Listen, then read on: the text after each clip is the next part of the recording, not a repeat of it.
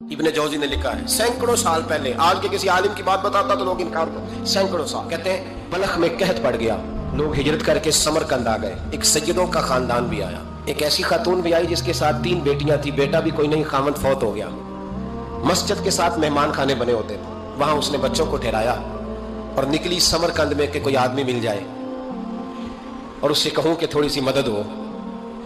वो चलते चलती एक सेठ के पास, रईस के पास पहुंची। जिन लोगों के पास दौलत आती है ना, वो कई दफा सख्त जुमले कहने लगते हैं जो अल्लाह को पसंद नहीं आते। वो सेठ के पास गई तो जाके कहने लगी मैं गरीब हूँ, परेशान हूँ, बलख में कहत है, सारा जमाना जानता है, तो मैं इसलिए समरकंद आई हूँ, बेटियों का साथ है, न रहने को जगह है, न खाने को रोटी है, न पहनने को कपड़ा है, मेहरबानी कर, थोड़ी मदद कर। कहने लगा हो कौन? तो उस सैयदादी ना कान आगे करके, हाँ किसी पे भी हालात सख्त आ सकते हैं, अल्लाह से डरना चाहिए, कान आगे करके ना कहने लगी मैं सैयदादी और यहाँ मेरा अपना कोई नहीं, मेहरबानी कर।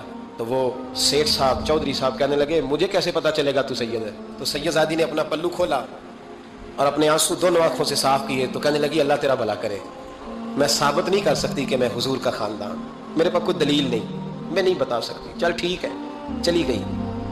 किसी ने बताया कि यहाँ एक यहूदी भी रहता है, वो बड़ा सखी है, यहाँ आतिश परस्त है, यहाँ पारसी है काफिर गैर, सखी बड़ा है। उसके पास गई, बैठी रही, लोग बैठे थे, जब चले गए तो करीब गई, कहने लगी मजबूर हूँ, परेशान हूँ, गरीब नहीं हूँ। कहने लगा बीबी तुझे कभी देखा नहीं, समरकंद की इतनी आबादी नहीं, मैं सारे शहर, तू कौन है?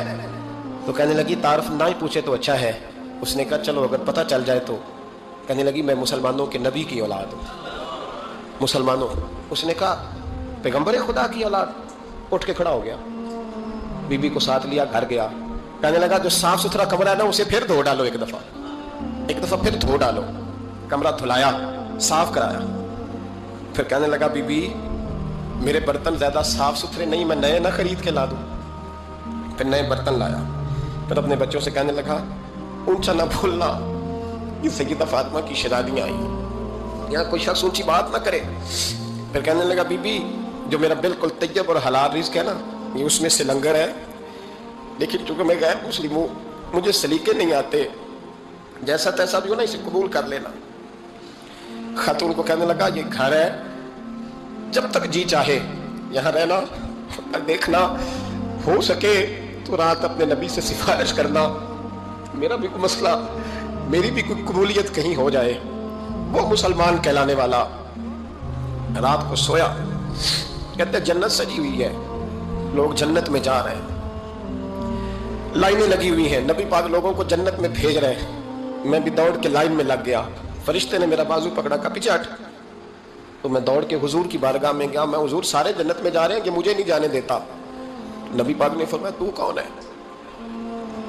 या रसूलल्लाह मैं मुसलमान हूँ। कहते हैं हुजूर मुझसे फरमाने लगे कोई दलील है तेरे पास, दलील है कोई तेरे पास? मैं चुप कर गया। फरमाया मेरी बेटी तेरे दरवाजे पर आ ही गई थी तो तू दलीलें पूछने लग गया था। हम जा दौड़ जा। सवेरे आंख खुली तो गलियों में ढूंढता फिरता है, तलाश करता फिरता है, कोने कोने में जाता है वो सादात का घराना कहाँ गया। ढूंढते ढूंढते उस गैर मुस्लिम के दरवाजे पे जाके पहचान लिया। तो कहने लगा खुदा का वास्ता, जो तूने नौकरी की है ना इनकी, मुझसे 11 गुना ले ले, ये सादात का घर मुझे दे दे। तो कहने लगा कल तू आता तो शायद बात और होती, आज बात और है। उसने कहा मेहरबानी कर। कहा नहीं नहीं, कल तू आता तो मामला और था, आज मामला आज और है, रंग बदल गया है, हालात तब्दील हो गए हैं, अब तू देख दाख के आया, जा दौड़ जा।